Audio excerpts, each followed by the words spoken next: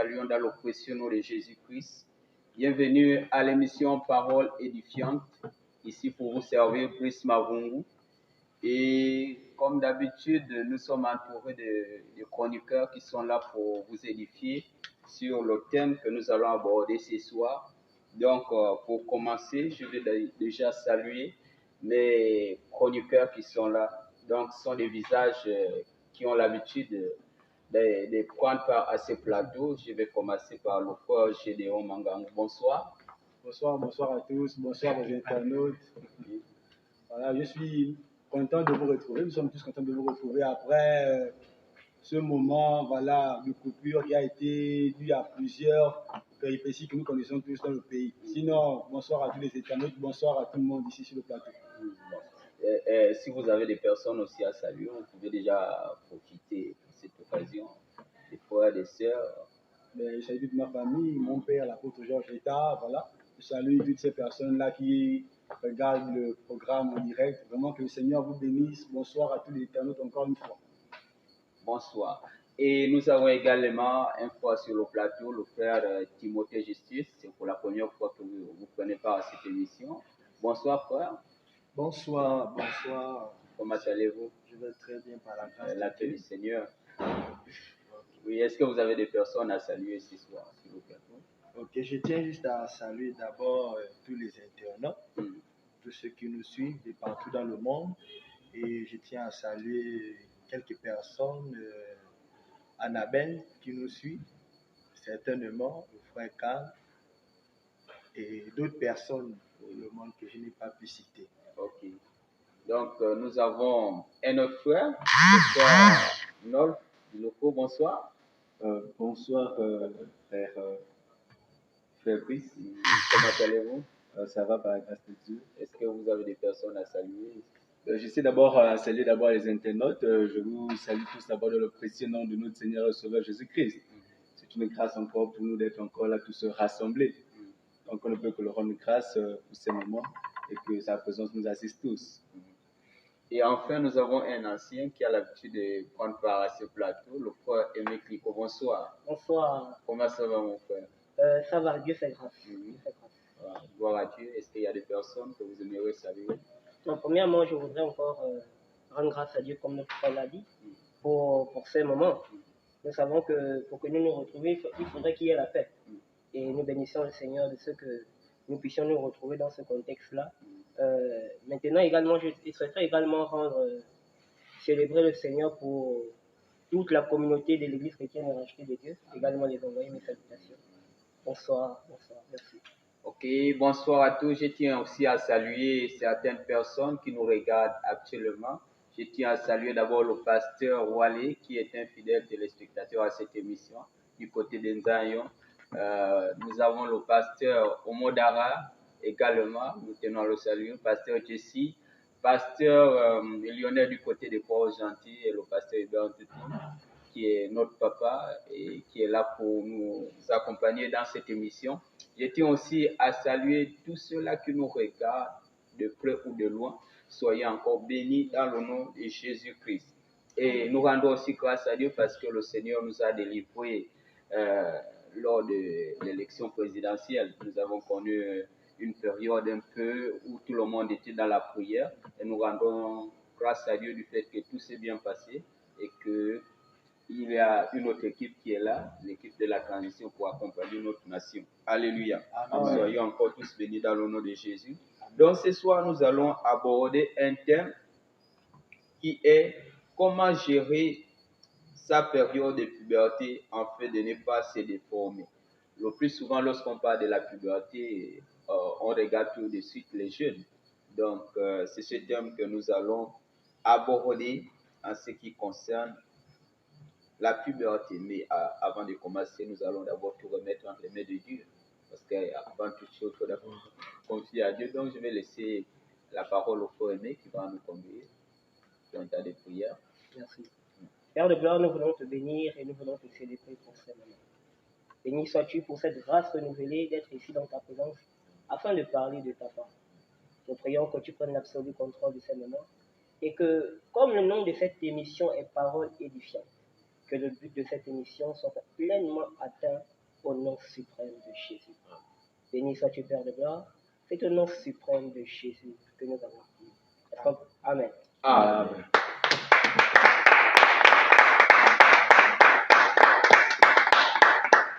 Ok, tout de suite, nous rentrons dans le vif du sujet. Comment gérer sa période de puberté afin de ne pas se déformer. Donc, nous allons d'abord passer à la définition de mots-clés. Ok, qu'entend-on par gérer? Gérer, au frère Gédéon Mangabou. Merci pour cette question. Ce qu'on peut entendre ou comprendre par gérer ou encore gestion, c'est un ensemble de mécanismes mis en place pour contrôler un système, contrôler son corps, contrôler une famille, contrôler l'économie. C'est ces choses qu'on peut appeler système. Ces systèmes-là qu'on peut appeler en fait la gestion. Voilà, c'est un peu ça. Et ok, la gestion, donc c'est cet ensemble des éléments-là qu'on entreprend pour gérer une famille, une entreprise. Exactement. Voilà. Et est-ce que la gestion ne manque pas également d'une certaine sagesse? Et effectivement, merci déjà pour la question. Et effectivement, pour aller sur la question, sur l'intervention de mon frère, nous savons tous que le diable est un lion rugissant, cherchant qui dévorer. Et l'un des principaux moyens par lesquels il passe pour détruire, pour déformer la jeunesse, c'est par leur choix. Donc le fait d'être sage, d'être intelligent est là un grand avantage et une source de délivrance pour ces jeunes. Donc on pourrait, dans ce sens, on pourrait dire que la sagesse et l'intelligence sont des facteurs, sinon encore des facteurs indispensables afin que nos jeunes aient la forme divine que le Seigneur veut pour eux. Alléluia. Amen. Ok, je vais me tourner vers le frère Nolf Bilouko. Qu'est-ce qu'on entend par puberté? Merci frère Brice pour la question. Qu'est-ce qu'on entend parler par puberté? La Rousse nous fait savoir que la puberté, c'est une période de vie où le corps de l'être humain passe de l'enfance à l'adolescence. Autrement dit, la puberté, c'est la transaction ou le passage de l'état de l'enfance à l'adulte. Voici ce que l'on peut comprendre ici de l'adolescence ou de la puberté. Je vous remercie. Donc, il faut aussi ajouter que lorsqu'on parle de puberté, ce sont les deux sexes, en fait, comme dit facilement. Oui, quand on parle de puberté, ici, on voit, ici, c'est les deux sexes. Parce qu'on dit c'est une transaction. C'est un passage de l'enfance à l'adulte. Et quand on parle de l'enfance à l'adulte, ça peut être du sexe masculin, ça peut être du sexe féminin. Donc ici, ce n'est pas précisé, mais ce sont les deux sexes. Ok. Et qu'entendez-vous, frère Justice? Bon, je dirais que c'est une forme d'aliénation. Oui, c'est une forme d'aliénation, c'est-à-dire la modification, le changement négatif du corps. Ok? Parce que nous pouvons constater que, personnellement, moi j'ai fait des investigations. Nous remarquons qu'il y a un changement des hormones. C'est-à-dire sur le plan physique. Nous voyons surtout chez les garçons, on voit le volume, on assiste à un volume testiculaire. Et chez les filles, il y a la poussée des seins et autres. Et il y a une dégradation vraiment corporelle. Donc c'est tous ces éléments-là qui montrent, en fait, qui sont des signes révélateurs de la puberté. Parce que lorsque nous étions enfants, on aspirait à beaucoup de choses. Oh, je vais déjà avoir la barbe, En fait, tu vois même que lorsque la personne est dans la période de la puberté, même son langage change. La voix change. Et la personne qui avait une petite voix, elle a maintenant une voix haute. Donc, il y a vraiment on va dire ça, une métamorphose. C'est-à-dire que la personne se transforme totalement. Ok. Donc, nous allons passer aux explications. Quels sont les éléments essentiels pour gérer sa période de puberté? Est-ce que la bonne éducation d'un parent envers son enfant peut empêcher que l'enfant soit dérouté ou bien... Merci frère Brice pour la question. Nous avons ici, comment peut-on gérer sa puberté? Nous voulons parler de l'instruction et de l'éducation. Et lorsqu'on parle de l'instruction et l'éducation, nous pouvons aussi nous appuyer sur le livre de Proverbes, Proverbe 1er à son verset 8 et le 100 verset 9, qui nous dit: écoute, enfant, l'instruction de ton père et ne rejette pas l'enseignement de ta mère, qui sera pour toi une corde qui te fera grandir, qui te fera prospérer en gros. Donc, on comprend ici qu'en tant qu'enfant, on doit comprendre, on doit être là au pas afin de pouvoir apprendre l'instruction de son père. Et on doit retenir l'enseignement de sa mère. Et aujourd'hui, c'est un constat que l'on voit aujourd'hui. Beaucoup de jeunes n'ont plus cette notion de pouvoir écouter les enseignements de leur mère. Aujourd'hui, on se rend compte qu'aujourd'hui, il y a des jeunes aujourd'hui qui n'ont plus cette notion d'apprendre l'instruction de leur papa. Beaucoup de jeunes aujourd'hui sont sur des internautes aujourd'hui. Beaucoup de jeunes aujourd'hui sont sur les réseaux sociaux. Ils n'ont plus ce temps-là. Ils n'ont plus le temps d'écouter l'instruction du père et l'enseignement de la mère. Mais aussi, il faut aussi relever que dans l'instruction, quand on parle d'instruction, il y a 3 personnes qui rentrent en jeu, frère et Brice. Dans l'instruction, nous avons par exemple le père qui rentre en jeu, nous avons la mère qui rentre en jeu, nous avons les enfants. Si aujourd'hui on se rend compte que les enfants sont plus attachés aujourd'hui aux réseaux sociaux, mais qu'est-ce que les parents font pour pouvoir ramener les enfants sur l'instruction? Aujourd'hui, c'était un problème aujourd'hui que l'on se rend compte. Aujourd'hui, beaucoup de parents aujourd'hui ont livré et ont laissé les enfants aujourd'hui s'instruire aujourd'hui par des réseaux sociaux. Aujourd'hui, on laisse les enfants s'instruire aujourd'hui par le monde. C'est ce problème-là. Nous, aujourd'hui, on peut aller dessus au livre d'aujourd'hui de Proverbes encore. Proverbe 22, le verset 6, qui nous dit: instruis ton enfant selon les voies du Seigneur, afin que lorsqu'il sera vieux, il ne puisse pas se détourner. Amen. Mais aujourd'hui, on voit combien de parents aujourd'hui ont donné un laisser-aller. Aujourd'hui, on voit combien de parents aujourd'hui se sont aujourd'hui retirés aujourd'hui de l'instruction. Mais pour le Seigneur, nous devons instruire les enfants selon le Seigneur, afin que lorsqu'ils soient vieux, ils ne puissent pas se détourner. Mais comment est-ce qu'un enfant pourra rester dans les bonnes mœurs si aujourd'hui les parents ont délaissé leur mission, si aujourd'hui les parents sont déroutés, frère et fils? Voici un peu mon intervention sur cette question. Pour ces parents-là qui ont vraiment laissé, on appelle ça comment, laisser les enfants sans pourtant les éduquer, quel conseil peut-on donner à d'autres qui sont face à nous ce soir? Parce qu'il y a certains qui peuvent suivre ces derniers-là pour leur future progéniture. Merci frère Bruce pour la question. Si déjà les parents ont délaissé leurs enfants à ça, je pense bien que plus devant, il y a l'un de mes frères qui pourra m'aider à répondre à cette question, parce que c'est une question très capitale, frère Bruce. Je pense bien qu'en continuant, il y a l'un de mes frères ici qui pourra m'aider avec cette question. Comme il a dit, je voudrais également renchérir. Vous savez, généralement, il y a un souci qui se pose. Les parents se disent que donner la nourriture à l'enfant, c'est éduquer l'enfant. Mais l'instruction et l'éducation est différent de pouvoir aux besoins alimentaires, sociaux des enfants. Et éduquer, ce n'est pas seulement aller caresser dans le sens du poil. Éduquer, c'est également être rigoureux. Éduquer, c'est également prendre la verge quand il faut. Et le conseil que nous pourrons donner aux parents qui nous écoutent et qui nous suivent maintenant, c'est de faire la part des choses. C'est d'éduquer les enfants selon le Seigneur. L'amour n'exclut pas la réprimande. L'amour n'exclut pas la verge. Et de faire ce qui doit être fait pour que l'enfant puisse être bâti, pour qu'il soit un homme fait sur qui le Seigneur puisse compter demain. Merci. Des fois, il y a certains parents qui ont exclu la verge, soit disant que non, si tu tapes l'enfant, tu vas le faire mal. Mais est-ce que Dieu ne recommande pas également d'utiliser quelquefois la verge? Effectivement, bon, vous allez m'excuser, mais c'est avec la vague de l'Occident qui impacte l'Afrique, nous avons délaissé certaines valeurs propres, pas seulement à l'Afrique, mais les valeurs bibliques, étant donné que ce n'est pas nous qui le créons, étant donné que la Bible elle-même le dit. Donc, nous devons nous attacher à ce que la Bible dit, plutôt qu'à ce que toutes les voies nécessaires pour que l'homme soit bâti, pour que ce jeune soit un homme de main. Alléluia. Bon, je vais me tourner également vers le frère Gédéon. Est-ce que le bon choix d'amis peut-il aussi empêcher à cet enfant de ne pas se déformer, à cet adolescent? Merci frère pour cette question. Vous savez, je bénis le Seigneur pour l'intervention de mes frères parce qu'ils ont énuméré des éléments très capitaux dans ce qui concerne le fait de ne pas se déformer dans sa phase de puberté. Les choix que nous faisons déterminent qui nous serons demain et après-demain.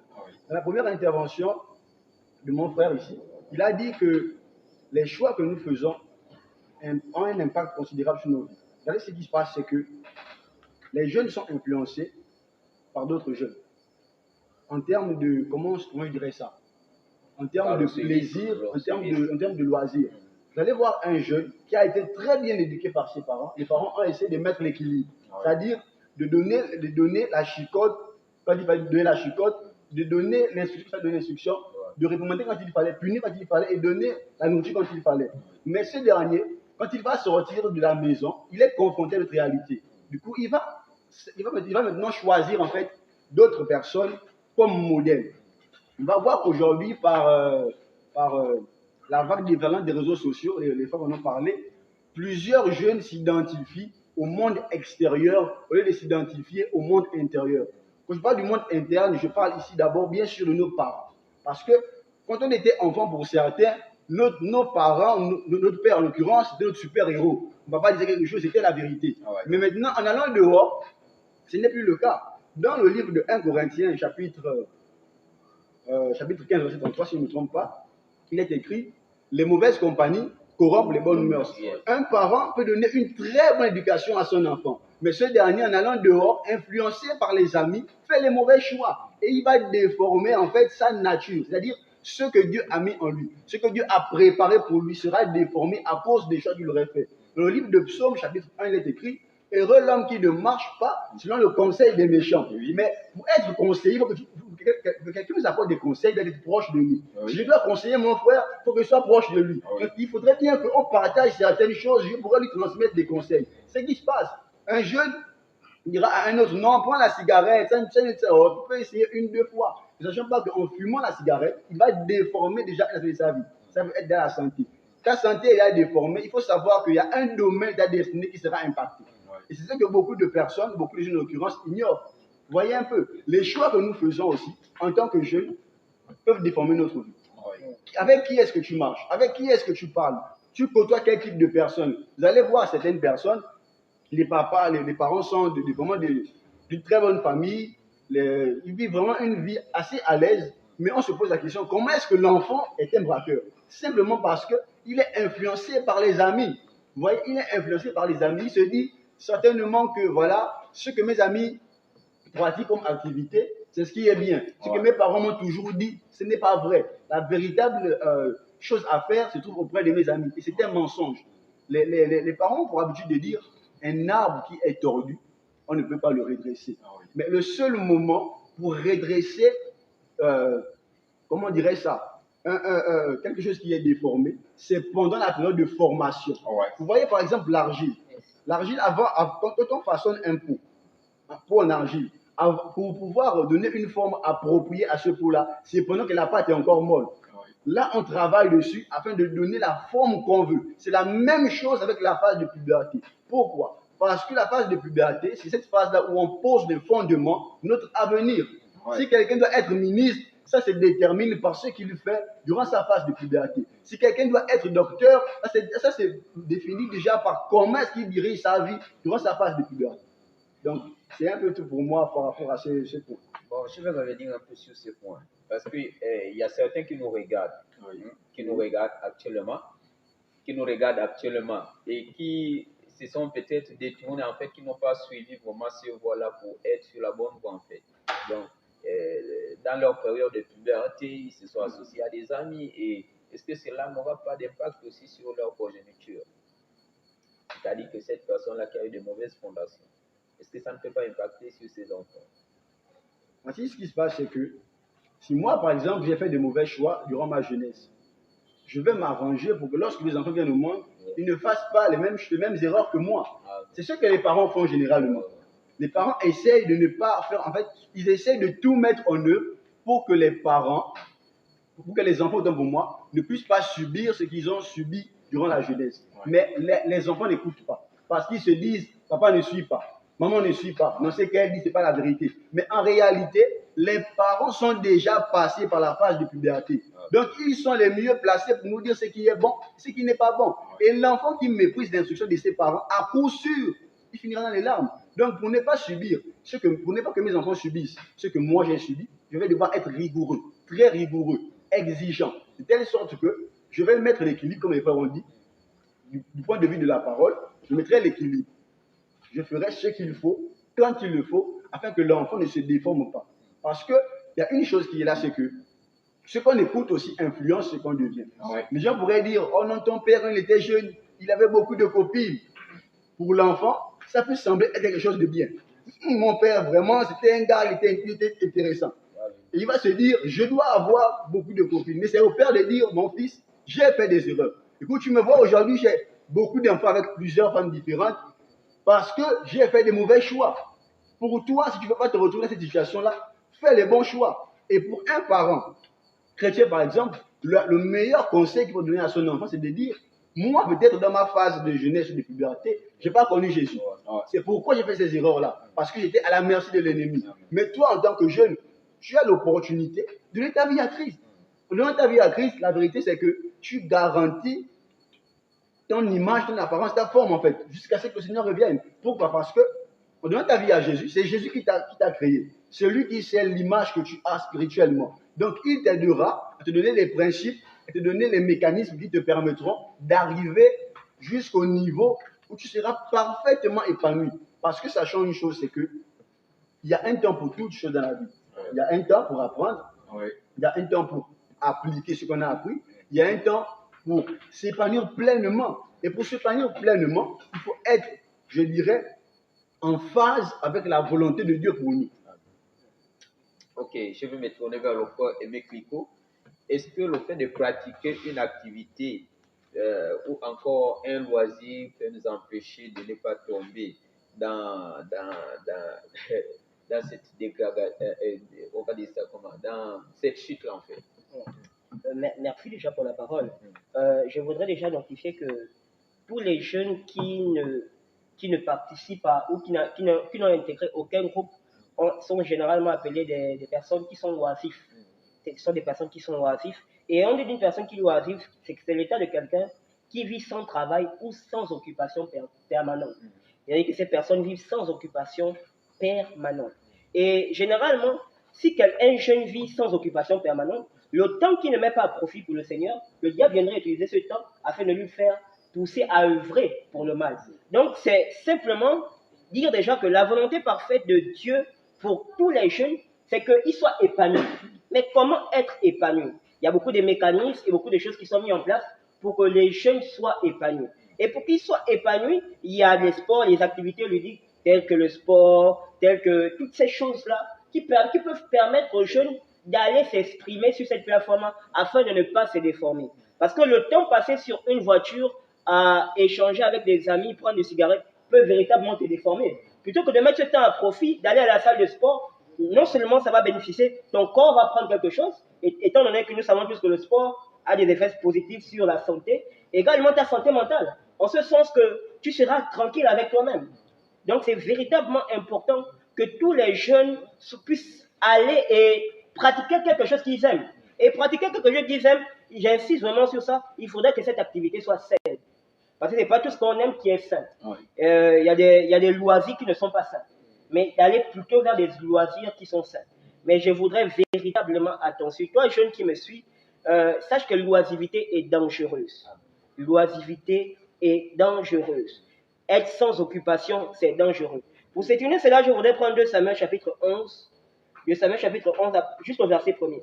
On nous dit, l'année suivante, au temps où les rois se mettaient en campagne, David envoya Joab avec ses serviteurs et tout Israël pour détruire les fils d'Amon et pour assiéger Rabat, mais David resta à Israël. Vous savez, il y avait un temps, il y a un temps pour tout.